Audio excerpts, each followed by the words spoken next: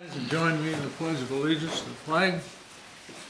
I pledge allegiance to the flag of the United States of America and to the republic for which it stands, one nation, under God, indivisible, with liberty and justice for all. Thank you. Meeting of Wahoo City Council, Tuesday, August 8, 7 o'clock p.m. Open Meeting Act is posted on the wall. If you need more information, there's more up at City Hall. Call the meeting to order and roll call. Stuart Krejci. Here. Shane Sweet. Here. Carl Warford. Here. Ryan Ideas. Here. Chris Rappel. Here. Patrick Nagel. Here. Thank you. There's no proclamations. We start off with anybody in the audience that has something they want to discuss that's not on the agenda. So I think from people I see, most of everything's on the agenda. So, but if there's somebody, now would be the time. Okay, we'll move forward. Public comment. City Wahoo garbage service, contract for services. You want to speak to that? Come to the podium, give your name and address. Hi, my name is. Fine. My name is Chris Vasha. I actually live in Weston, but we run Roadrunner Transportation. My address is 1274 South T Corner Road, Weston, Nebraska 68070. I'm here to I'll try to get through this quickly. I know we have lots of business to attend to. Originally, I requested to be on the agenda just to get the ball rolling to consider requests for proposals for the city services. So this has nothing to do with the residential or commercial services. It's just for the city utility buildings and the city offices buildings. I was informed that this process had already been started. Great minds think alike, I guess. I asked to stay on the agenda just to make sure the council had plenty of notice, advance notice and time to think about it. So we bid these services about 5 years ago. The bid was actually pretty close. The board went with the current hauler you have now. I was disappointed, but I thought we did a good job of bidding it against a big national competitor. Frankly, at the time we were growing really fast, and a big cash outlay for all the metal containers for the city services would have put a budget crunch on us. So I didn't press the issue at the time. I just rolled with it. I'm here today to press that issue. So we buy all our fuel locally. We buy all our vehicles, as much of it as we can. The garbage trucks obviously aren't manufactured here in town. We buy vehicles. Oftentimes the vehicles are bought inside the city limits of Wahoo, which is good for the city. We use local shops and repairs for maintenance. All this is done to patronize our customers. The city, though, benefits through tax dollars. We employ 11 people, all who live in Saunders County. I don't think that I need to go into the details of having local employees in the county, and how that benefits the cities, particularly people with businesses and grocery stores in town. We register 7 heavy trucks, plus all our pickup trucks in Saunders County, right down the road at the courthouse. I don't think you're gonna find out any of our competitors have 6 county plates on their trucks. I don't think that benefits the city necessarily, but certainly the county. We partake in local events. We've done multiple show and tells at local grade schools. We try to attend the parade when our schedule allows. We did the touch a truck this year. When we're asked, we try to comply or do the best we can. Competing with big companies on price is not easy. We do it every day on the residential stops here in town, but those are done one by one by one. Every customer gets to choose. When it comes to the bigger contracts, they get pretty aggressive on the pricing. And that's because they don't have to think about who they're servicing. They don't have to think about anything. Just, it's a big bid, we're gonna get it. We're the only company providing rear load residential service in the streets, in the residential areas, and we do it at a lower price point than the guys at the automated trucks do. We believe that this provides a significantly higher level of customer service with rear load trucks. Most people probably don't pay attention. Some people have commented though. When we put our carts back, they look a lot nicer. The streets are cleaner. When was the last time you saw an automated truck driver get out and pick up a piece of litter out of the gutter? We do it on the regular, all the time. I'm here to ask you to consider other factors than just the bottom dollar cost when you review the proposals in a few weeks. I'm not certain we'll be able to have the lowest price on the city's waste services. I am certain, however, that we can provide the highest value for the city in the long term. We really want to invest in our county. We want to make it easier for residents and local businesses to recycle and to discard regular waste. Bulk waste, for example. We would love to operate a material recovery facility, an MRF, or a transfer station here in the county in the future. The big national company has shown this community what they think of operating a local facility. If you're not aware, there's a transfer station 2 miles east of the fairgrounds. That building represents a significant tax dollar investment. That facility was closed by the big national company as early as they legally could do so without significant fines, shortly after they purchased the local hauler in 1999. Big corporate does not care about our community. Big corporate cares about the revenue being extracted from our community. Lastly, I don't ask anyone who works for me or works with us to do anything that I haven't done personally. You can ask anyone on our team. I'm not a boss. I lead by example. I think it's the best way. Wahoo says it supports local businesses. I think it's time the city leads by example and supports a local business for the solid waste. Thank you for your time. Okay, thank you. Just for public information, Mr. Lasha asked to be on the agenda, and we offered that. It's open to anybody else that is a carrier currently or wants to be a carrier. They can come and make a presentation. But we are in the process right now, and I'm not sure the actual date that we need to finalize it. But and it has not hit the council table yet. So, okay. The next is department head report. Street Superintendent Joe Wynn. I had a meeting before tonight. I don't have too much for you guys. We just met not too long ago, but over the past month, street crews have been out mowing right-of-ways and cemeteries more than usual because of all this rain. We're really focused over there and trying to keep up with mowing around town.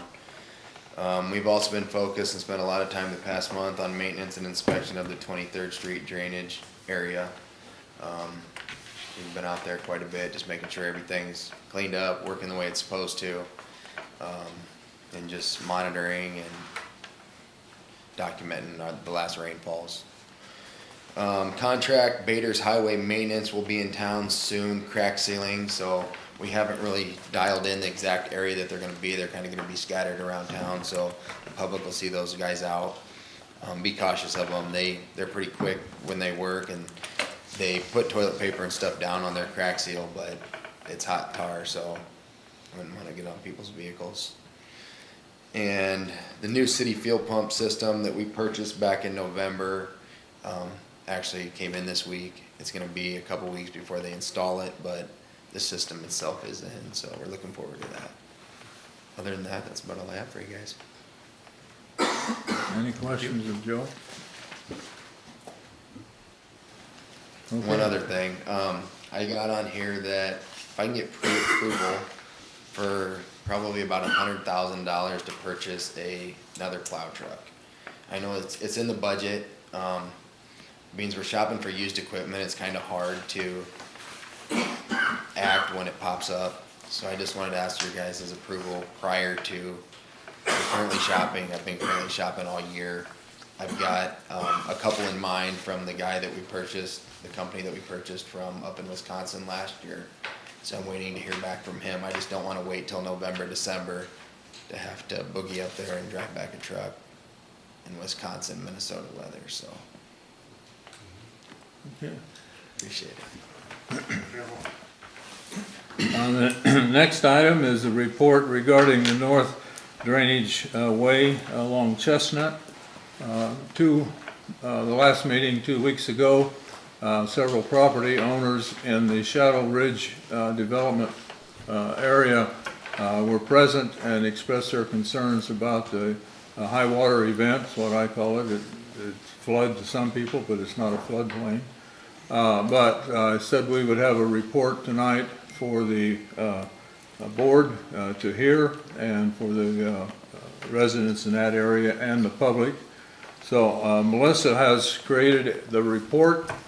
She's on vacation this week, but I've asked our city clerk, Christina Faisal, to read the report. Is it on the screen? I'll pull it up. Okay, it'll be on the screen for you to follow, and then after she's done with the presentation, we will distribute that report to the council members and give the report to property owners. So, Christina, if you would read the report. This way it goes into the public record. So this is a report from Melissa. At the July 25th, 2023 council meeting, homeowners from the Shadow Ridge Estate subdivision attended to express their concerns with stormwater issues and their desire to have the city provide a solution to the stormwater drainage problem. This report is to serve as a log and update by city staff and elected officials since that time.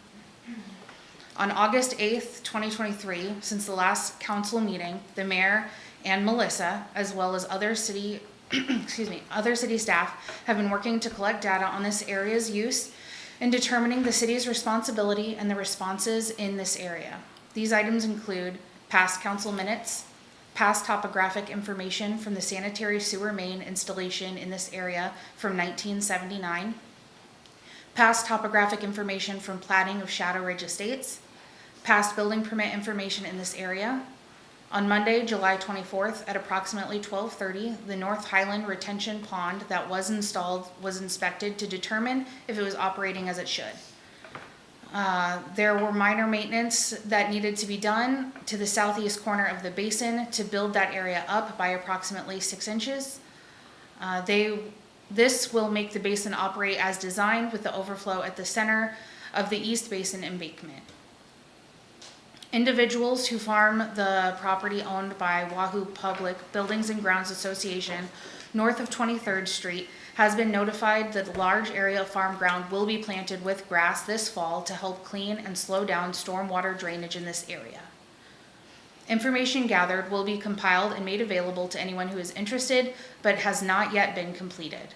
Potential next steps for the City Council could include hiring outside engineers to review all drainage study information the city has required of the various subdivisions.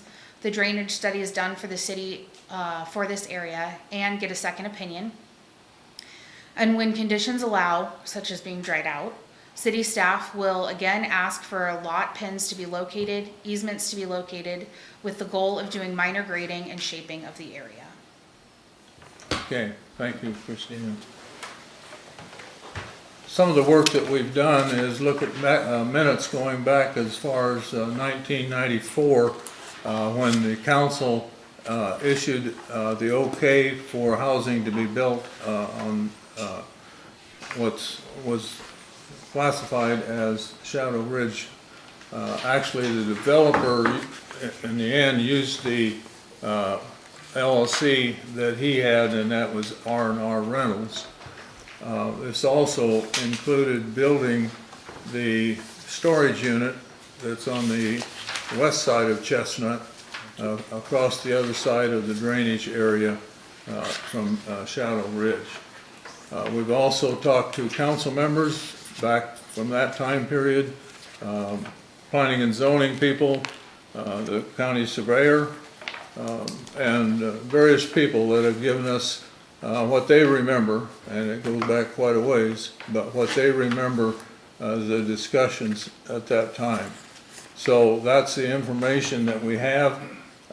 We've also had a meeting with JEO to look at some of the work that they've done over the years, and I'm going to propose another meeting with them here shortly.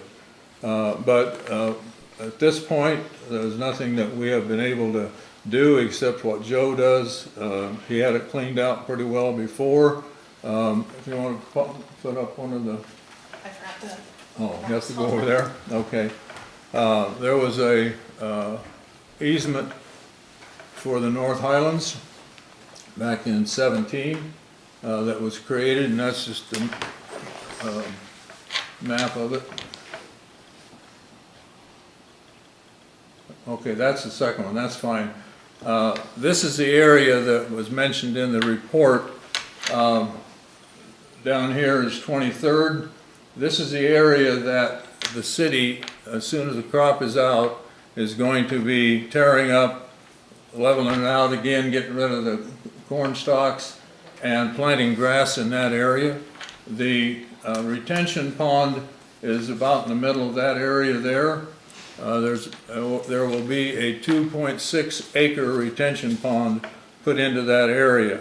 When all the work is done and the landscaping is done and the grass is planted around there, we're gonna have more, we're gonna be able to, it'll slow the water flow down.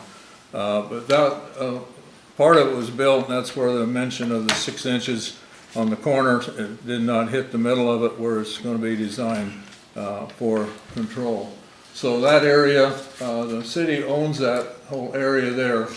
This area here with the dotted line, eventually, that's Chestnut, but we will have some area along this side that eventually will be developed for commercial. And again, we'll have to have another study and see how that affects the drainage off of that entire area. And then if another one comes up, if not, that's not a big deal. No, that's what I have for documentation. Okay, that's fine. It just shows the document where the granting of easements was created for North Highlands.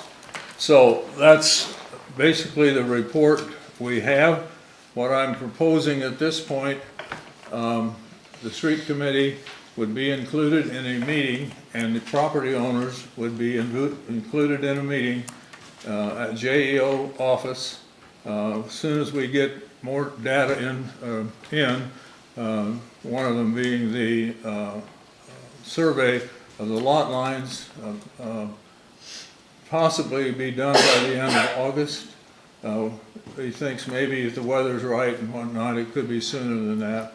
But it could be in the end of August that we would then have a meeting with the 3 members from the street committee.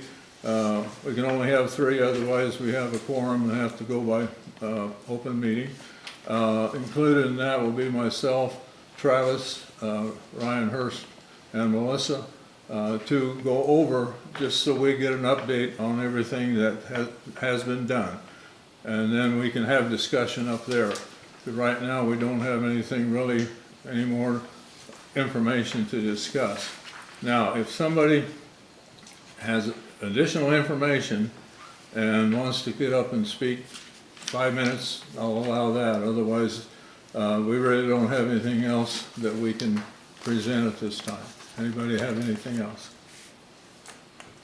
Did you bring any of those photos that were sent to you, Melissa? I have them all, but I didn't bring it. Okay, for the video or anything? Yeah, I have all that, but I didn't bring it to the meeting. From the last rain? Yeah. Yeah. That before, right? Yes. Okay, And then Brian did mention, I know he's out of town, but he can you come up to the mentioned- podium so we get it on Saunders County online? Sure. Yeah. Acely, Molly. Yeah.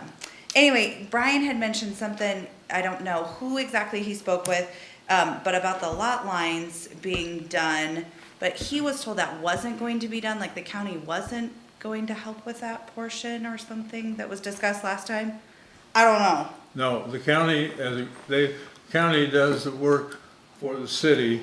We don't, it's not our Yeah. surveyor, it's the county surveyor. Okay, And they do it for the city. okay, And so it would be their report, so it's independent of us and JEO, everybody. okay, And so we're waiting for that. okay. Yeah. That was just what he had mentioned, that that was not going to be done, so I just didn't know if that was true or not, so. All right, well, we look forward to meeting at JEO. Okay, appreciate it. Appreciate your concerns and understanding of this process. It didn't happen overnight, the flooding might have, but it takes a while to get everything back together and decide what needs to be done and what's the most cost-effective way to get it done. So with that, we will move on. We have a presentation, Wahoo South Trail Alignment Study by JEO, and Good evening. Just want to briefly introduce Isaac Krackmeyer and his team. So the city was approached in late spring, early summer by Isaac and Tyler Hedlund from JEO about the opportunity to offer us an opportunity to look at our trail, some opportunities to extend our trails to the south, which is something we've been actively looking at for a couple years. It's a group of interns that has been working on this project over the summer, and so this is their opportunity to present their project evaluations and their final piece of the project to you. So with that, I'll introduce Isaac Krackmeyer with JO, who is their project team leader. Looks like you got some support here. Yes, yeah. Like Kevin said, my name is Isaac Krackmeyer with JO Consulting Group. I was the project manager facilitating them and helping them. What's really unique about JEO Consulting, our intern program, we give our interns the opportunity to do a full project from start to finish and even get a chance to present to council. Really, I'm just here to guide them, answer questions along the way. So with that, we're here to present our 90% status report. I have Isaac, Libby, Trevor, Jackson, Colby, and Brady here to present their 90% findings. Okay.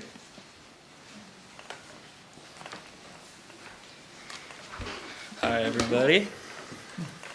So to get started, I got a map here of the city of Wahoo. A couple things to note. In yellow, we have the Wahoo Public Schools, Bishop Newman, as well as the Wahoo Hospital. The areas marked in red are parks throughout Wahoo. The dark blue follows the Wahoo Creek as well as the Sand Creek. The black line is for the Union Pacific Railroad line. And most importantly, what we're here for, this light blue is the existing trail network. So as you can see, Wahoo has done a great job at making sure their trail system has been very interconnected. You can pretty much get from the east side to the west side of town fairly easily, and all the way from downtown up to Lake Wahoo. The only thing to note on this is this trail system is currently limited to the north side of town. And with the city of Wahoo continuously growing, as well as future land uses for both south and up north, it has become prevalent that the city of Wahoo may need to design a trail system for these southern developments, especially with more people coming on the way. Currently, if someone were to live in the southern neighborhood south of the Wahoo Creek, they would have to walk along the shoulder of Chestnut Street. With the speed limits being somewhat high, this is very dangerous, and we think a trail could help this issue. This trail could also create a new connectivity for the city of Wahoo, especially for its pedestrians seeking to get out and travel and exercise more often. But with a new trail design will come certain regulations and guidelines to follow, and I will hand it off to Libby to continue. So some of the major considerations and challenges for this project is in regard to the floodway and the wetland. So we'll have to cross Wahoo Creek, and that would make the project subject to FEMA standards and regulations, which just means standard engineering practices, as well as obtaining the necessary permits for the project. Given that it's just for trails and potential retrofitting new bridges or existing bridges, the permits are relatively not complicated and easy to obtain. And I'll hand it off to Jackson to talk about the railroad crossing. As you mentioned, there is a railroad that we would have to cross when connecting the northern part of Wahoo to the southern part of Wahoo.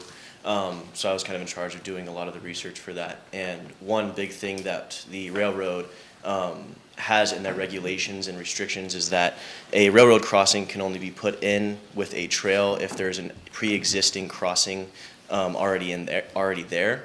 So that limited our mobility, I guess, and options to only be able to cross where existing crossings are, which are Chestnut and Linden Street. So one other thing that they have in their restrictions is that pre-existing warning devices have to be in place, and not only pre-existing warning devices must be there, but they have to be matching in the for the trail that crosses the street. So the pre-existing warning devices in place already are mostly just yield signs or stop signs that say that to watch out for drivers. So these are two options that could be in place if we were to cross at one of those streets. One being pre-existing in Fremont, Nebraska, where there's a fence in the way. to kind of make sure that the people walking or biking on the trail have to be aware of what's in the way, so that they have to move out of the way in order to be completely alert of the railroad crossing for any danger that would be in place there. And the other being yield signs that were clear and bright, so that a person riding a bike or walking would have to see those and be aware that they're crossing a railroad crossing, and in order to be completely safe along that street. And now I'm going to pass it on to Kobe. He's going to talk to you guys about some endangered species in the area. So there are 2 endangered species to look out for in the area of the project. The first is the northern long-eared bat, and those are found in trees that are deciduous or pine trees, can be living or dead in woodland areas, or individual trees that are within 1,000 feet of a wooded or forest area. The second one is the Western Prairie Orchid, and the Nebraska Game and Parks will have to do their survey for those between June 15th and July 15th, because that is their blooming season prior to any construction beginning. And next I'll hand it to Isaac for alignments. So here we have a map of all of the trails that we considered during this study. I'll start off by saying that option 1 and option 2 are our top recommended. You can see in orange and the magenta color there. These are the top recommended for 3 reasons. First, cost. You can see that they are the shortest. Second would be maintenance. Obviously, for all of the trails, you have to consider maintenance for all of them, and option 1 and 2 would require the least amount of maintenance. And then the third factor would be safety. So currently, one of the concerns is that pedestrians are going on Chestnut Street and crossing the bridge. And we think the yellow trail, the red trail, and the green trail there wouldn't really address this issue. There would most likely still be pedestrians that use that bridge. And now we'll take a closer look at option 1 here. So you can see that option 1 starts at Swoop Drive, connecting into that existing sidewalk, goes along Chestnut Street North, and then when you get to the existing bridge there's 3 options that we could take. First off is using the existing bridge, which is A there. And then B is making a new bridge parallel to the existing one. And then C diverts east following Wahoo Creek, and then when it aligns with Linden Street, crossing there. So with using the existing bridge, we have 2 examples on this next slide. One would be using restriping and vertical barriers, and then second would be providing a pedestrian path on the side of the bridge. One thing to note is that going into town, the speed limit is 30 miles an hour, and out of town is 40 miles an hour. So with using the existing bridge, we would need to lower the speed limit to 25 going in and out both ways. And then with a new bridge, for examples, we have a prefabricated bridge segment, and then something like the existing bridge in Wahoo. And now I will transfer it to Brady to talk about alignment 2 and cost estimates. All right, so here is alignment 2. We begin, so there's 2 options for alignment 2, A and B there. A, we could either tie into Sloop Drive, or we can leave that north of the lots to allow it to connect into future developments. If we decide that, we're not finalized on we're only 90%, so we don't know yet. Option B starts south of the retirement home, goes east to the ball field, and then north follows the rail corridor up to straight south of Lincoln Street.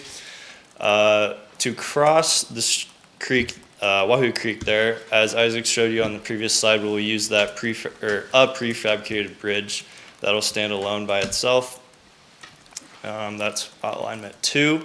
So here's a table, probably best to look on your pages, but this is a table for summarizing all of the cost estimates. For alignments 1 and 2 there, as you can see, there are cheaper options. So along with all the other things we've mentioned, that is why we believe those are the best options. And then we did also price out trails that are concrete and then also would have a crushed rock surface. Crushed rock surfaces are cheaper, but concrete is nicer for pedestrians. We would also like to, this time to thank you for the opportunity to complete this project. This is something very unique that we all enjoyed and took pride in, and then we'd like to open up for any questions that you may have. I have a question. You made a great presentation and very understandable. This is the frightening one, I suppose. Yeah, this. Okay, Yeah. can you or somebody explain to the public, maybe it's Kevin, I'm not sure, the funding of this and how you come up with these numbers? Yeah, so I made these, I guess, so I'll just go through it. So a detailed, like, itemized list of this will be provided in our report once we submit it. But basically, there's certain things that are required for us when we make a trail. So based on our lengths there, and then if we need a bridge or depending on what type of thing we're making for the trail, that would add into our cost estimate. But this table also goes through what each of the trails would do and some of their pros in there. And then we have lengths in miles. Since people like to track workouts in miles, we thought that would be the best description of length for those. And then just the prices, the sums. We didn't put in the itemized list for right now, but those, like I said, those could be provided. So, did you need anything? I don't know. Okay. Is that okay? Jerry, I can piggyback on Yeah. this comment. Thank you. So the primary target for trail development would be the similar program that we use for all of our existing trails, which is called RTP, Recreational Trails Program. It's a federally state-funded grant program. The great news, it's an 80-20 type of a grant program. We used it for our existing trails, Maple Street North, Lake Wahoo Trail, et cetera. So we would target that grant program as the primary driver funding mechanism for any future trail development. So it's very competitive, that's the bad news, but it's an 80-20, that's the good news. So you can fund 80% of your costs through this grant program. And that's what our primary, again, initial target would be to apply for that funding to complete something like this. And you say it's competitive, so Well, how is it judged, or how is it? Scored, and it's scored a lot on, there's a lot of factors too, and I can't tell you all the specifics right Can now. you guys help us score it? Yeah.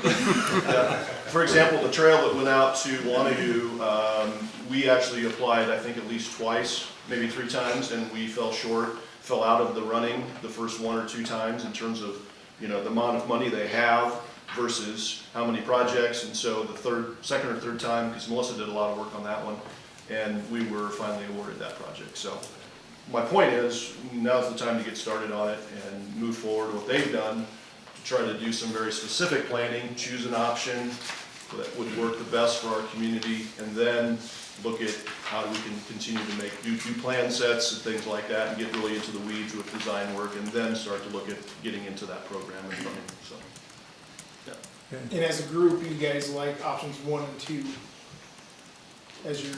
Yeah, they're the most direct to get to the south. Yep. We think 3, 4, and 5 are more, we describe them as like arterial, I guess, for future. If the south develops more, you'd like to make it how the north side of town is currently. But it was brought up to us by Kevin, like kind of immediately, that the Chestnut Crossing is a big problem for Wahoo. So those are kind of the main solutions to that initial problem. So. And something to keep in mind as well is they looked at simply how do we get from Wahoo to and connect to Heritage Heights, Country Club, Continental. Keep in mind, our goal with this would be to start here, right? We're not going to bring it into town without a connection point. So this doesn't even include this project and the scope of this from the library down Maple Street to where we would get to this point, right? That would also be part of a larger project. So the number that you see there would go up. But the good news is that's easy, right? Because Maple Street is city right of way. There's elevations and things, but generally speaking, that corridor is prime and fairly ready for development of a trail. So it would make an outstanding trail corridor, much like this one did. And then you need to make a decision whether to go towards Chestnut or. That's the, well, and then He's this right in the middle group, of it. as this group pointed out, there's two challenges. The rail crossing is probably by far the hardest, although it's very simple. You have two options. You either go Chestnut or you go Linden. Right. Because you can't create a new perpendicular pedestrian crossing. The railroad will not allow. I would like the Linden one maybe more because it gets the trail by a school where the safe routes to school takes it to a school, then that connects Heritage Heights to Newman and St. Wentz also, so if kids are wanting to take a trail to school, it dumps them right at school, which is, I think, is a nice way to have it. And it's also keeps pedestrians further away from Chestnut. Like they said, it has a higher speed, so if we don't have to drop the speeds for a trail in that area, I think that way might be a little more beneficial, and it creates another route to another school in town. Safer route. We've talked about trails for a long time, and I appreciate your guys' efforts to get something in writing for us, a drawing that we can. There's a lot of value to this. Yeah, this is nice, I appreciate it. Yeah, I think it was a fantastic presentation. It's very informative. Yeah, one thing I'll add too, I just wanted to, yeah, it's kind of we wanted to say thank you to you guys as well. I mean, you guys have been a partnered client of ours ever since JO was founded here back in 1937. So wanted to point out that JO is doing this free of cost to the city of Wahoo. It's kind of what we get, our interns get experience and you guys get a benefit of our continued relationship. So thank you for everything. Yep. Thank you. Thank you. Okay. We will proceed with what might be our regular agenda, the consent agenda. Anybody have any questions or comments on that?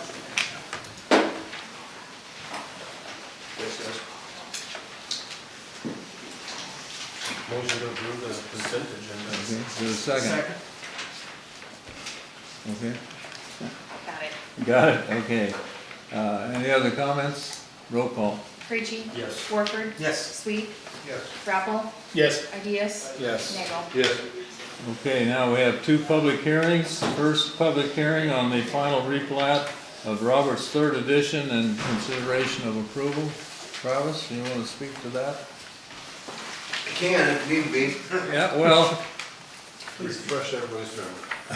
brief us a little bit on it. Yeah, so what you have in front of you is a fairly simple boundary change, I would guess is the way I would describe it. So there's two lots there that behind them is a vacant lot, and so it's a larger parcel, and they want to change the lines and basically make their current existing lots bigger. So there's the parcel 1, parcel 2. It's basically just extending their backyards further to the west. There's no added easements. That easement was already in place a long time ago for access. No change in roadways or anything else like that. So it's basically a replat instead of administrative because of the number of parcels that are contained within that boundary change. Thank you.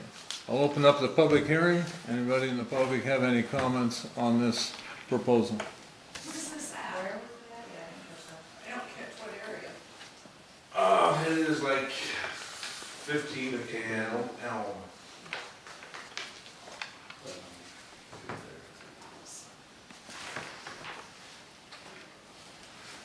Get it figured out? Location? It's on the east side of the highway, am I correct? East side of Chestnut Street.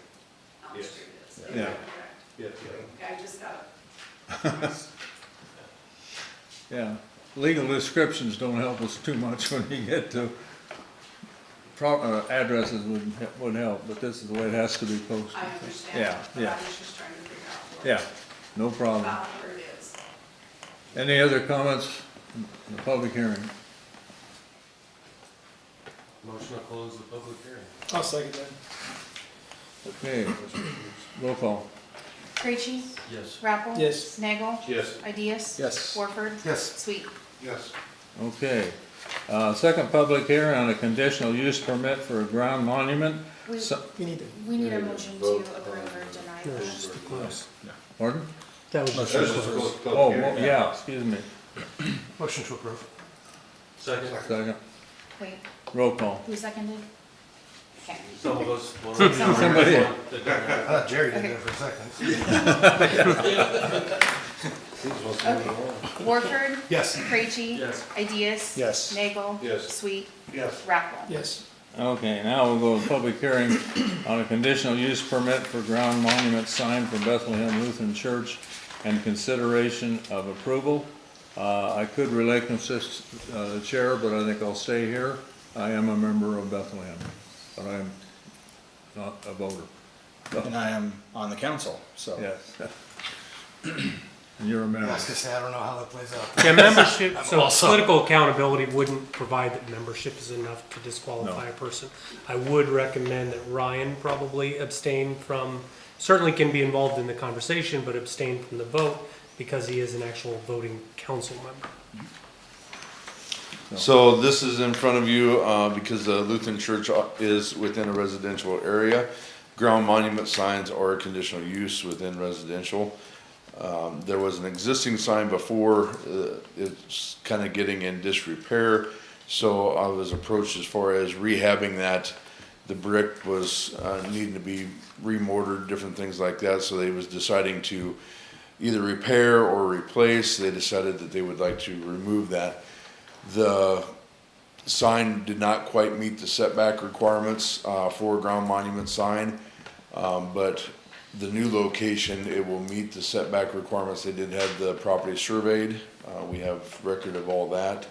The sign limitation meets the 32 square foot for that area, and then also the height meets the requirements. So everything for the ground monument sign meets the requirements. It's just in front of you now because of the residential status of ground monument needing a conditional use. Did this go before planning and zoning? Yes, so this was before the planning and zoning committee, so they recommended approval of this with what was in front as far as the setbacks, the size presented and everything else like that. Okay, I'll open up the public hearing. Anybody have any comments on this proposal? Seeing none? Motion to Motion to close? close the public hearing. Second. Okay, roll call on closing the public hearing. Krejci. Yes. Nagel. Yes. Raffle. Yes. Sweet. Yes. Warford. Yes. Ideas. Okay, on this now, one? Do I vote on the closing You of the can public? close it, Yeah, yes. yes. Okay. okay, now action on the proposal. So if it's a conditional use, I mean, a sign, you can't give it a time frame. We're either gonna approve it or not, correct? Correct. Was the old one? Until the sign falls over. Yeah, right, Yeah. so. Yeah, Was the old one grandfathered in, or was it running It under was. conditional use? It was already? grandfathered because of it didn't meet the setback, but since it predated the setback requirement, it was fine. But the church obviously must have decided to move it back instead of replace it in its current location. So we have no obstacles or No. no. There was a discussion within the church committee to try and mount it on the same foundation, which we could have done and gone for approval. But the sign that we're proposing to put in, they wouldn't use the same rods. They needed their own. So at that point, we said, well, move it back, yeah. Motion to approve. Second. Okay. Roll call. Krejci. Yes. Sweet. Yes. Warford. Yes. Ideas. Abstain? Raffle. Yes. Nagel. Yes. Okay, motion carried. Tabled motions, approval of or deny claim filed against the city of Wahoo by Chad White in the amount of $649.41. I have the pictures, I can pull those up. Is that Chad's back there?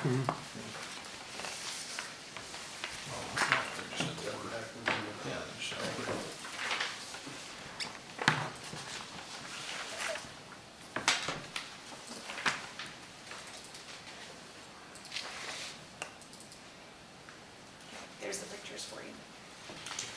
Yeah, if I remember, we had taken that meeting to talk to Joe. And Yeah. find out, you know, whether Yeah. the protocol on how they were brushing or something like that. I forget, I don't recall.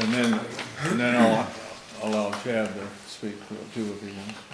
I was just understanding that you guys have some questions for me about the equipment that was used, and I put it on the table, I don't know where it went. Yeah, I think that the two operative questions for the council were, one, if it's reasonable to believe that the city's operation and equipment caused the accident. You know, That's the first hurdle. it- If you cross the first hurdle, then the question is there something that could have been done potentially to avoid the issue?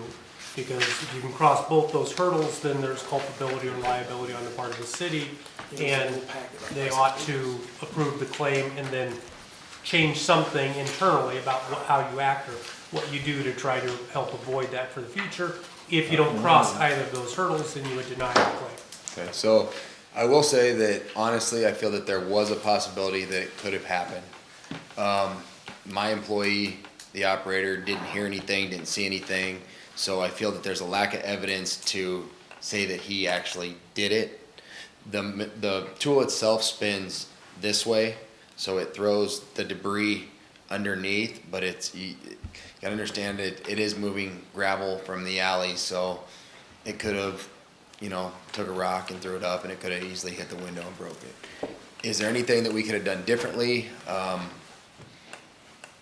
We went through the process. I looked at the machine, the tool itself. The tool itself was working the way it was supposed to. It runs at a pretty low speed. It has a manufactured guard on it, which doesn't, like I said, it throws it this direction, so it doesn't, throws it forward almost like a push broom. It doesn't pick it up and throw it out. So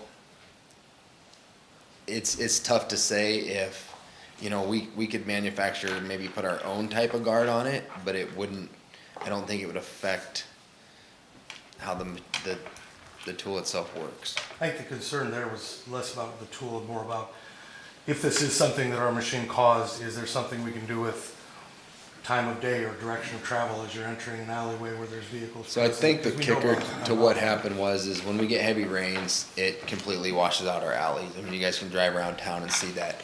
So the two options to clean it up would be, option one would be to go out there with a skid loader and a bucket or a tractor and scoop it up and dump it, take it up in the alley and dump it. So we tried this option. Option two is we have a broom that is made to move debris. And it's made to move construction debris, rock, sand, gravel, dirt, leaves, all the above. And so he was instructed to clean out the alley approaches and push that stuff back into the alley. And so when I looked at this, lack of evidence, it could have happened. He very easily could have thrown a rock and hit the window. I just can't say for 100% if that's exactly what happened. Can we say for 100% sure that we know it's not what happened? Yeah. There was, I looked at this, my employee told me there was a storm the night before, we did have hail in town, but in my opinion, if we had hail in town and it caused this, there would have been other vehicles that had the same damage. So I kind of ruled that out, and I asked him if he heard anything, seen anything, was he doing anything differently than he'd done on any of the other alleys, and his answer was no. And so we looked at the machine, we looked at how he did it. I actually watched him, made him sweep it, because really hadn't paid too much attention to detail on how the Bobcat sweep itself works. I personally thought that you could rotate it different directions, so my first assumption was you definitely probably threw this rock and it went this way and it flinged the rock up. Not the case. It goes underneath. The rock in the alley is crushed concrete everywhere from a quarter to $50 sized. So the bristles are hard. It's like a hard broom sweep, but it rotates. Yeah, So we've cleaned alleys this way for years? As far as I know, yes. We've had the tool for years. I don't know if they've used that tool a lot in the past. To your knowledge, have we ever sustained Damage? No.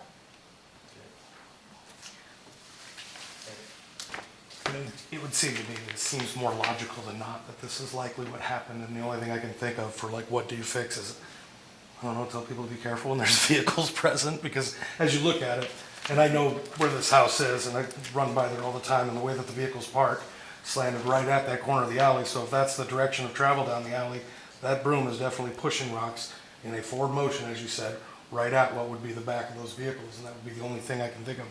We clearly need to still do the work. We gotta keep up on all that. I don't know what else to say other than. And that's the it seems like, biggest yeah, thing. We probably did that. It slows us up too with our work because this is the most efficient and effective way to do it. Right. Now, since this has happened, I've been hesitant to send them out to do it this way, but there's parameters that we can put into place to be more careful. Just like you said, if there's vehicles in the way, you don't do this, or, you know, maybe we do it, you know, you can say do it at night, but then that's when most people are home. Kind of a double-edged sword. Is it possible to slow the spin down a little bit in an area like Yeah, that? right? and it's, you know, they're hard bristles. It could have got something stuck in it. I mean, it's just like a push broom that you have at home. You're pushing the garage, you get stuff that gets stuck in it. Yeah, that's about all I can tell you about it. I mean, it's kind of black and white. Yeah, I mean, to me, there's enough there to say you probably crossed the first hurdle, right? Absent us knowing what else could have caused it, it's probably enough to say it's more logical than not that it was done by the city. So then the second question is really what you're tasked with as the council to decide. You're deciding, is this hey, this is a natural risk of a reasonable operation in the city, i.e., you know, potholes. City's not liable because somebody blows a tire because they hit a pothole. The law is very clear that the fact that there's damages isn't enough to create liability. You have to show the city was aware of this situation and didn't properly address it, right? And so the question is, do you view this as that? And it's just the nature of what the city does, and so it's a risk to the public at large? Or is this a situation where, yeah, we probably ought to change something, tweak it a little bit, pay the claim out, and then hope the tweak resolves the situation? Those are really the two options you have. Jordan, can I Yeah. speak to it from, you know, again, it's not too different from what we do on the utility side with cleaning sewers, right? Sometimes we clean sewers, causes blowback into people's property. That's just normal maintenance. Yeah. And that's part of what we try to do. We do use best practices to avoid it. But it doesn't always mean we're liable. So again, it is different, right? Because it's above ground and it's got a different feel to it, but I just want to pass that along to the council and take that into consideration as how we view our maintenance on the utility side. This is normal maintenance and there's risks of normal maintenance, so. Well, I guess the question would be is, in the snow operations, if you're plowing and the wind road takes out a mailbox, is the city fixing that, or is that normal maintenance, they didn't slow down? I mean, there's things that can be done. If it's heavy wet snow, they slow down. If the broom is maybe going too fast, like Carl said, can we slow it down, throttle it back a little bit on the Bobcat and it doesn't throw? Is that gonna fix it? I mean, the question is. Yeah, I think to answer that question too, is if the sweeper itself was moving very fast, I think that there would have been more damage to the vehicle than just one rock. And it would have, you know, if you pick up a handful of rocks and you throw it at a vehicle and that thing's throwing, then it would cause more damage than just one. And so, so in this circumstance, it could have been one big rock. It could have been that he told me that he was operating at a regular speed and going slow and aware of his surroundings. And you know, it's tough to say. I agree with you, but it's. No, I mean, it's just a question. I mean, It depends. I think if we damage a mailbox with our equipment, we would fix it. If a windrow hits a mailbox, I think that's an investigation to look. Was my driver driving recklessly? Was he going 50 miles an hour or 25 miles an hour? Was he doing 35 and at 25? Was he throwing snow 6 feet to hit the wall? We get heavy wet snow where you're driving down the road and you're pushing wet snow and it's gonna roll mailboxes right over if it's a heavy wet snow. Especially mailboxes that are right on the curb. and that's where they have to be, otherwise the post office people can't get it in, so. I have trouble with this because I think, yeah, I understand the idea of the potholes and things like that. That always makes sense to me, but when it's specific action we're taking or something that we've specifically done and it caused a problem, I just. It's never been proving that the city did anything. There's been no witnesses to any. Yeah. I personally like to have an admission or somebody to see it, because we're just going off I would assumption. feel a lot better if we had witnesses. But it doesn't appear that we, I mean, the this driver- happens very often. I don't know if there's something we can do to prevent it, but if it's been years since we've had an incident like this, maybe it's an isolated situation and maybe it's, So let me rephrase that. It's never happened in the past. Nobody's seen it. There's no witnesses. So. yeah. So we're saying the same thing, just in I different know, series. yeah. Well, it could have happened in the past, and they just didn't think it was done by a city vehicle, so they didn't come in to say anything about it. I didn't know we do that to alleys to begin with, so if somebody had done that to my vehicle, I wouldn't have even thought to You say, wouldn't have thought hey, it that was was a a city. city issue. I wouldn't So have it could have happened before, and we just never knew because nobody filed a claim. Yeah, this one's great. I mean, to Ryan's point, sewer backups, I recommend every time you deny it, right? Because the law is very clear on a situation like that. That's just a public risk. Potholes, the law is very clear. That's a public risk. Absent the city doing something, right? This one's a little more in the gray area. I think my only recommendation is that you do decide to pay the claim. What we should never do as a city is pay a claim and then do nothing to potentially offset that risk going forward, right? So Joe or somebody's gonna have to, adopt a policy or something saying, let's do this to try to help offset that a little bit, right? But beyond that, I'd say it's gray and it's in your hands. Would it be enough as simple as to say, yes, we're going through, anybody operating this machine has to go through, I don't know, some training that says, slow the thing down as you're approaching certain areas or something like that? Again, it can't be proven that it's done, but I'm one that likes to, I don't know, take responsibility, and so if it's something that we did, I feel like, whether it's provable or not, if I'm mowing my lawn and I caught a rock and I hit my neighbor, I'm not gonna say, well, you didn't see me do it, so it probably wasn't me. Like, I take issue with that. I struggle with that, so. Me too. Does the brush head have any angle to it? Yes, you can angle it away.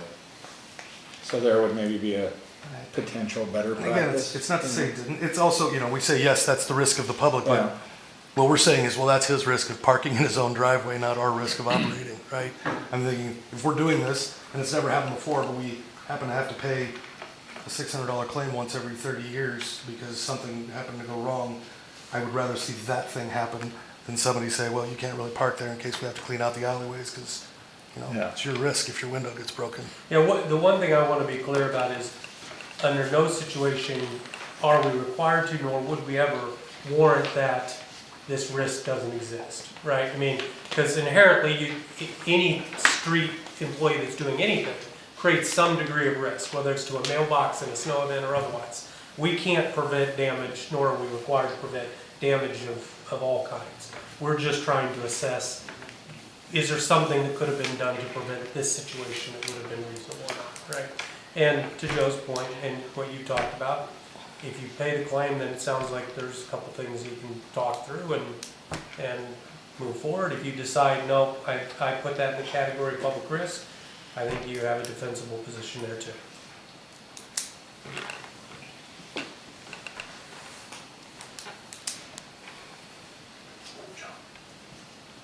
Well, if we're at that point, I would make a motion that we would pay the claim and then ask for some sort of training or policy in operating around vehicles that are within the alleyway.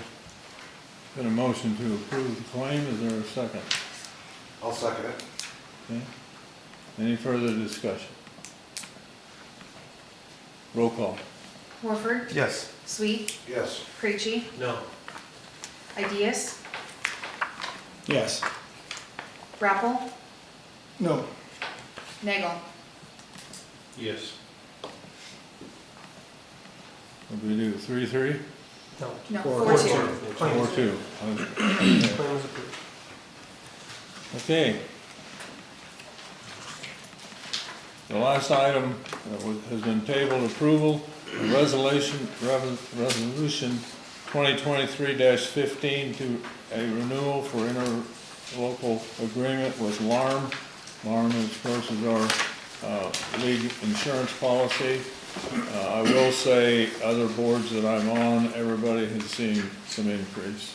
And I think it's the recommendation of the staff for approval. And I can speak to that. Just Okay. You know, and again, the price is, it's gonna hit the utilities department really bad. But I will just say, in my short time as general manager here in Wahoo, I've been very impressed with our partnership and our relationship with LARM. There is a benefit to a third-party, government type, it's an interlocal agreement. LARM is a unique solution to insurance for the community. It does eliminate some conflicts of interest at times, having this third-party entity represent our insurance needs. That only represents city government, doesn't represent any other type of insurance out there. And so there's some things that LARM does and provides to us as a municipality and as a public utility that is just not the same as it is with the private sector. And that's not to talk down about the private sector at all. When I was with the previous two cities, we're not LARM communities and had good partnerships in those communities. That being said, I've been very appreciative of LARM, and I am been won over by their service they provide. But I do think we have to always, you guys sit in these chairs, and Melissa and I sit in our chairs to make sure we're being as good as stewards as we can with both the tax dollars and the ratepayers' dollars. So it is always good to look at making sure we're getting the best bang for our buck. And so I know the increase was not something we enjoy, but I can speak to a very positive relationship with LARM, and they've been a good partner of the city of Wahoo long before I've been here. So We tabled this last meeting. Was there something specific that we were waiting for an answer on? Were we seeking some clarity? I think Melissa was trying to look into comparable increases. Yeah, we've looked into comparables. Yeah, a little there's, bit. I know Melissa reached out to a couple of other cities in comparable numbers. Yeah. Never got a lot of feedback because of time constraints and things like that. Our problem is we've gotten notice with a relatively short string on this. And I think if we wanted to, we could still table this meeting. We've always done a 3-year contract, but we're getting a 20% increase every year, and our hands are tied. We can't walk away. And Carl and I were just trying to discuss what our choices are. Maybe Jovan can talk to us on the league resolution and give us on the one page, provide written notice of termination. Are we stuck in our current contract for 2 years yet? Or do we have 180 days to terminate? That's a question I'm not clear on. Yeah, I mean, you have the ability to declare early termination, and then the problem there is what that means without knowing what the alternative insurance carrier is, right? Right. If you knew there was another carrier, you'd start that process Yeah. with the intent of starting your coverage at the end of the coverage term, right? This next coverage term. Here, you would presumably be starting it so you can do RFPs and later determine if this is the best pricing that's available to you, and or how far off it is. So phrase that again, because if we went, there's no reason to go even check around if we're locked for 2 years. No, there is an early termination provision in there. So you would be able to terminate early and then to do RFPs that would start under the new term, the earlier term. The question is, of course, or the risk, I guess, is, well, once you do that, then they're not bound to their pricing. And does that change LARM's pricing or not? And or is it a waste of time to do that because ultimately you're going to be right back to LARM? And that's the unknown. And I think this is the question that we're primarily coming up with. If it's saying 180 days and 3 years, which is what we did last year, if we decide we want to terminate now, we've only been in 2 years, so we're not fulfilling our 3-year commitment.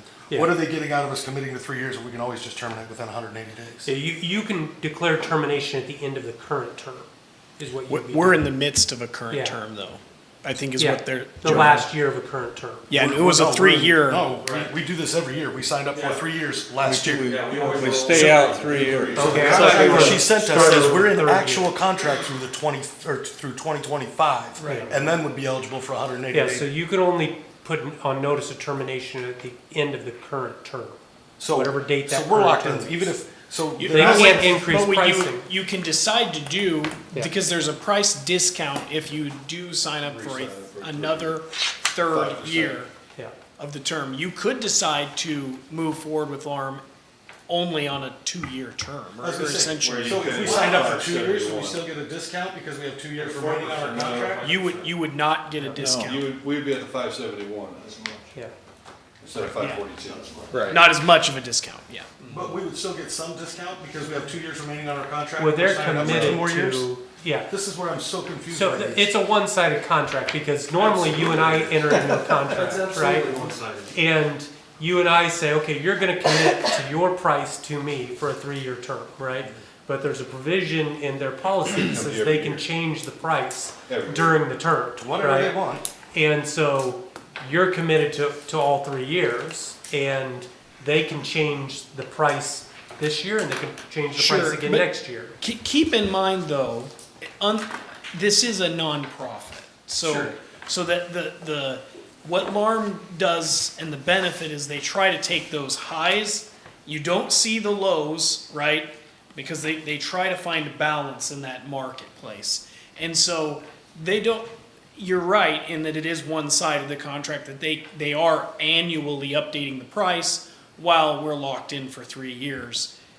The benefit to them, they don't see a financial benefit by raising our rates.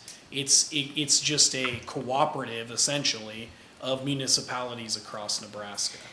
So that if they overcharge, it's not going to fill the pockets. That's of right. But no one, there is no ownership. shareholders, It there's should no. affect the next year.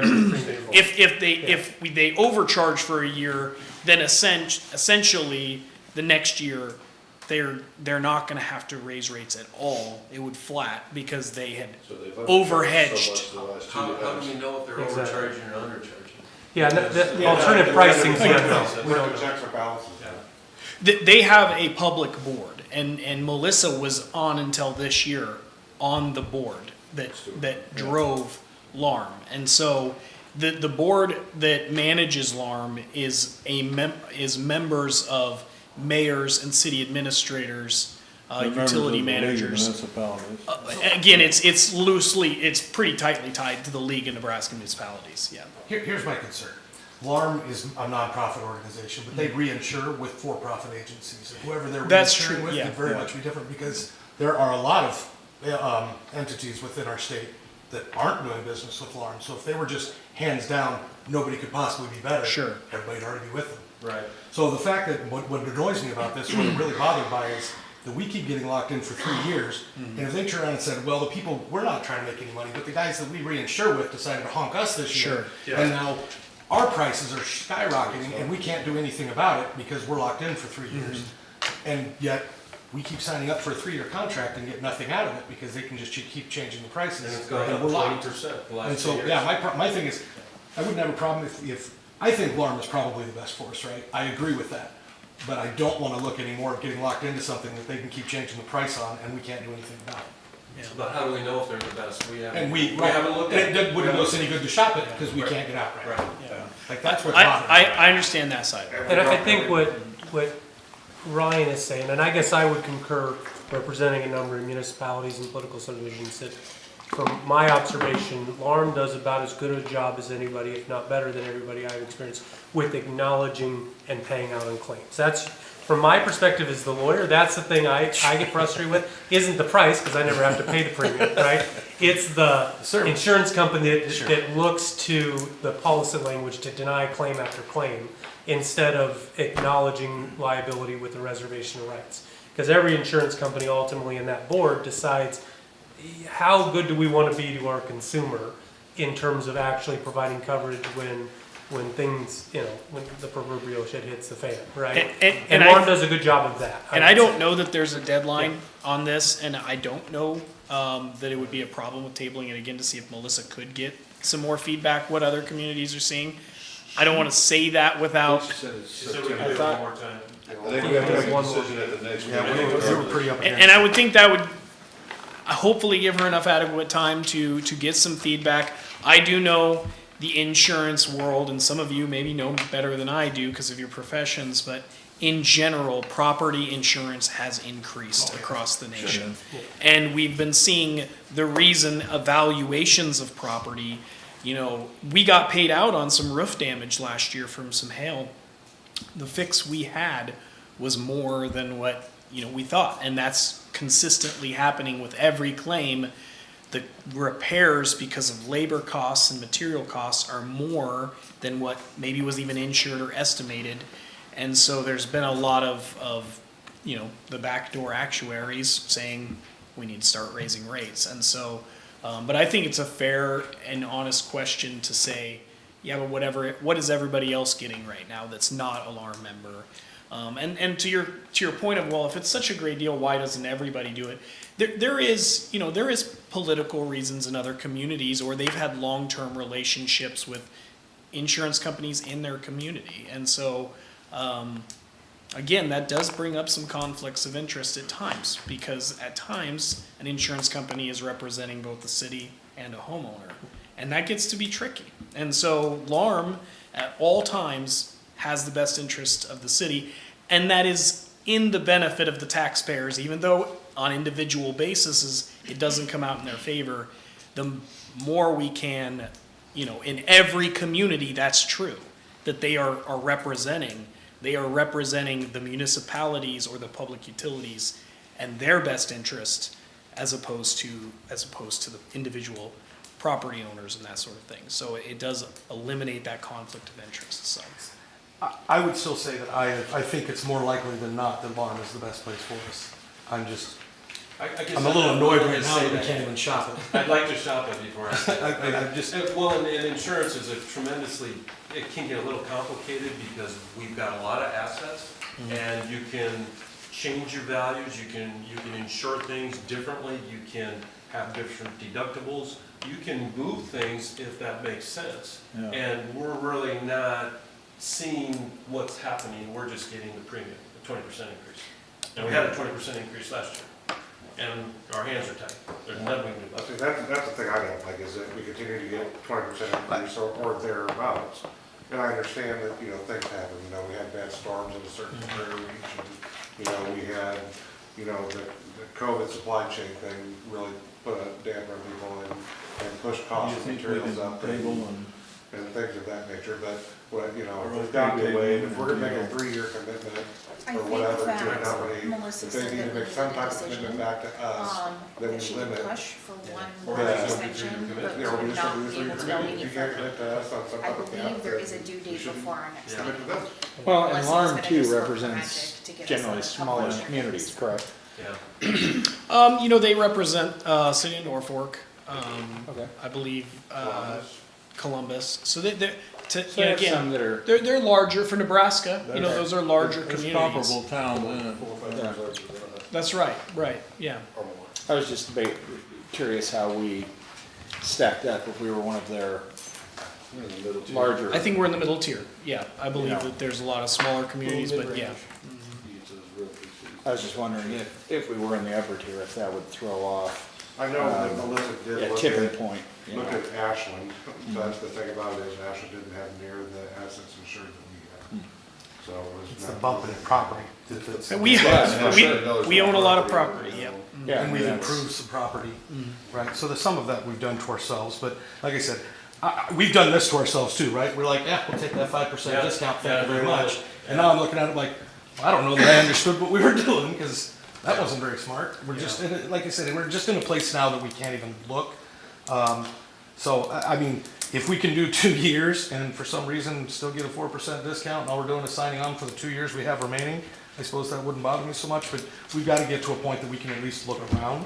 I just feel like that's the responsible thing to do. I don't want to muddy the waters or, you know, continue this, but, you know, the staff, as we've had discussions, our last department head meeting, we talked about it. And I think something from my perspective, because, I mean, just to give you an example, just my department's insurance bill premium for just Parks and Rec this current fiscal year is $75,000. So that's everything. That's workers' comp, that's liability, that's your auto, that's your all of that. However, I think it's gotten to a point, and I agree with some of the comments, that as a community, and this is where the direction I think we're looking for, I'm looking for at least as a department head, is what's your level of exposure? What do you want that to be for properties? I'll give you an example. Right now, Sam Crawford, the grandstand at Sam Crawford Field, right? Just the wraparound grandstand, which has a huge historic value, right? That value of that grandstand alone is $1 million plus. Well, if a tornado came through tomorrow and wiped that out, would we be able, or would we rebuild that exactly the way it is now? I don't know the answer there. I'm sure there's a lot of folks that would say yes, some would say no, let's go do something different. So my point is, I would encourage you to have, especially Finance Committee, because we're coming on budget now, obviously, where it's right at our doorstep. What's your risk tolerance? Do we need to not insure ourselves at this level with certain things? Can we raise our deductibles? We talked about that department head. Maybe we need to raise our deductibles. Right now it's 10, maybe we need to get it to 20. You know, those are those things that I would encourage you guys to talk about and give us some direction on, because yes, it's tough from a budgetary standpoint to absorb this. Here it says that the auto changed from a high deductible for expensive vehicles and agrees that value change coverage with the same deductible for all vehicles. And it's just 2,500. Used to be 10,000 for the fire trucks and ambulances. Those dropped down to 2,500. So I don't know if that's a good chunk of the increase in the auto coverage. I have to double check with Melissa on. I mean, that's what's on the sheet that's given to us with the 2 stars next to the auto physical damage. Yeah, of course, at the end of the day, the hardest thing here is time, right? And Yeah. because you're faced with a few options, none of which are great options. Well, and right? they give it to us 4 weeks before it's absolutely due. And we're like, well, what are we gonna do? Like, we just had a 20% increase. We have 4 weeks to figure out what to do with that. That's tough. And again, I'm not trying to bash Lauren and say that it's not the right thing. I don't know that, but as Stuart keeps pointing out, we don't know. We haven't been able to look around. We don't have time to.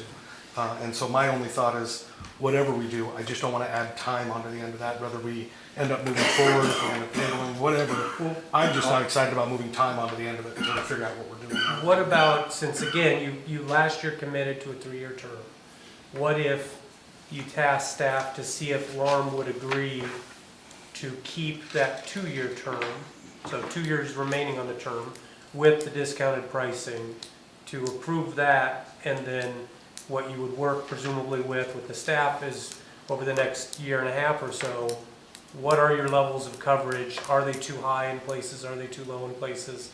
And then with the intent of actually going through a formal RFP process at some point on the back end of that. And I would believe it'd have to be done within a year because we're gonna have a rate increase at this time next year. Yeah. Right? And that's something, like I said, it's probably where we're gonna have to go because we can't not have insurance. I would assume that we could have to approve have this it, done by the end of the month. we could approve it on the contingency that we can move forward with just a Yes, 2-year at a 2 reduced year, rate. same pricing. Well, 2-year, 4%. My thought was, you know, we're not split necessarily east side, west side, but the finance committee will be meeting 3 or 4 times coming up. If we would approve leaving it up to the finance committee to make that decision, taking into account what Jovan has said and look at different things, if we have to make a decision right now. What date did you come up with the date that it has to I be don't done know by? the date. I think, for some reason, I'm getting the 15th is what is, For some reason, that's what I was thinking too, like we don't have a meeting we between don't now have and a then. meeting. But Melissa felt that she could talk to the powers that be and squeeze a couple more days out if we needed to. I thought you sent something out the 22nd.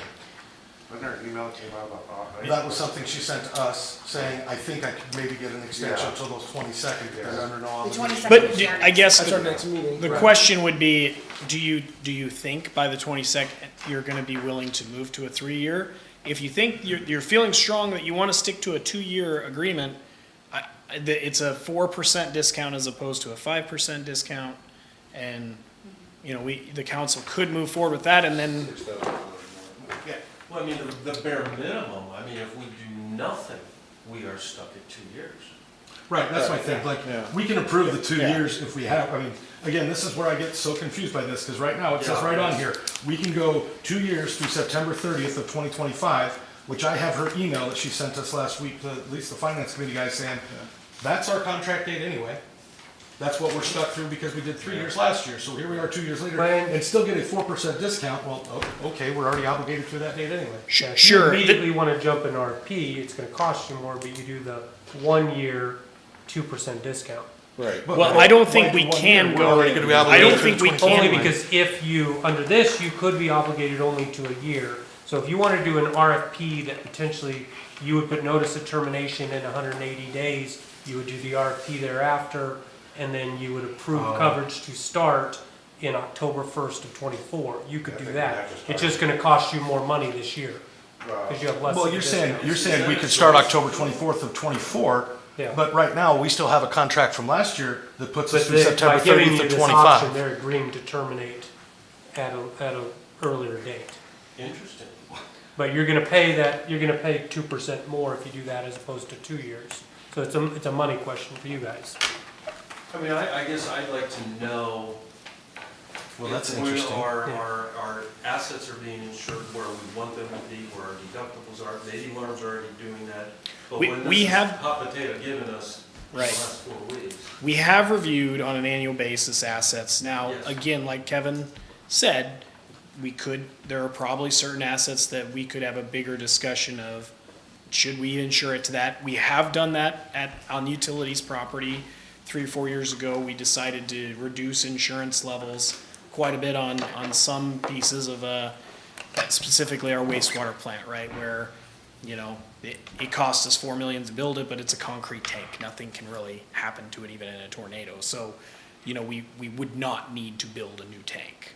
We just have to replace the components. So we decided to make some reductions, and so I know that Melissa does review those things, and I'm sure, like anything, a deeper dive could be taken into them. But I think she has done her work on that side of things, and I do trust that she's looking out for the best interest of the community. But like anything, when they throw these things on your desk in a short term, we probably could spend the next year evaluating. Yeah. Sure. Right. Well, and I do think we've made the best decisions with the information we've had. Yes. But now, when premiums are moving from, 380,000 to 455,000 to 571,000, you're forced to try to look at that. Yeah. Or at least fact check. You got to. Yeah. You just have to.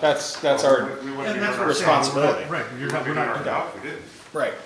That's been my issue. And then when I feel like we're not allowed to do that, we're not allowed to look at it because we have this 3 years over. Really But this is interesting, and Joe just explained that, like, okay, but they just allowed you to sign for 1 year now, and we get to knock the other year off. I'm like, I would do that. well, that's silly, I'm okay with that. Yeah. Because then all right, we're gonna do this for this Again, year. And we'll lose, it's $18,000 more dollars, but that's, not a, it's not something to sneeze at, but. Right, It's not the increase that right, it's 2%, right? You're talking about out of $500,000. Well, and it sounds like It's- there's no way you would do the 3 year today anyways, so you're Correct. comparing Yeah. the 2 year Right. versus the 1 year. 2 year versus the Right. 1 year. Yeah. Yep. I mean, essentially, if you said it was $18,000, would you spend that kind of money to do some other study? I mean, we're doing an Right, insurance right. study. That's That's essentially exactly what it. we're doing. I think I'd go to alarm and say change our deductibles to save $18,000 somewhere. Well, and that was the other thing I would suggest, if we're doing this, she did do the numbers and recommend that we change property deductibles to 25,000. It's from 10,000, and it actually saves us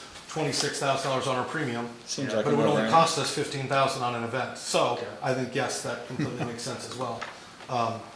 So, yeah, I mean, at that point, I would be comfortable saying, do the 1 year, change our deductibles, it pays for our study. Yeah. And at least we have an opportunity to move forward and look at it for this year. Seems like, Yeah. seems Does that reasonable. seem logical? Is that a motion? Yeah, so moved. 1 That- year? 1 year with the $25,000 property deductible that she suggested. I would second that. Okay. And then Christina's putting the shot clock on there that says in 180 days, we need to put them on notice, right? Sure. Because you're gonna spend the first half of the year looking at your numbers and everything else. Put them on notice and then start your RFP process right after. Do we put them on notice before we put it out for RFP? Yes. Because you So they're need still to gonna be reserve the bidding right for the to. next year for it as to- well. Yeah. They're a bidder. Okay, because, yeah, I mean, I'm not trying to say like, well, I don't want to put them on notice and then they're like, okay, we're not doing it this year. Yeah. And now What's that? we can't find somebody to bid it, because that is a real possibility. Melissa mentioned in our We're finance giving up a meeting little. that there are a couple They of don't communities have that are like, incentive nope, these rates are too high, we're going out for bid to and can't find anybody else. Make to the leave it. prices lower. I mean, that's It's, Then what is, it would- what is the It would be cost? great, but the problem is, I was thinking, well, if we put them on notice and then do that, then we don't have insurance. Yeah. Which That is would- also not acceptable. That would also though be a clarifying step as well. though. Right, I agree. Okay, any more discussion? We do have a motion and a second for 1 year and And raise the deductibles. raise the, roll call. Warford, Yes. Creachy, Yes. Sweet, Yes. Nagel, Yes. Rappel, Yes. Ideas. Yes. Okay. Last item, approval of second reading of ordinance for number 2440 to allow the use of go-karts on city streets.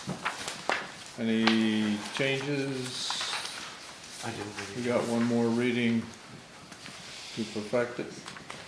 I cleaned up the weird sentencing in a couple of places, and then added an Part B, number 5, a braking system maintained in good operating condition, complete with working brake lights, as we discussed at the last meeting.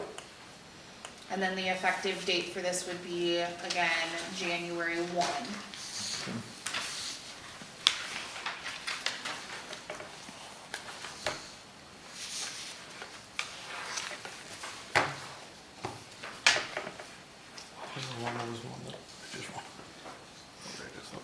She removed the flag.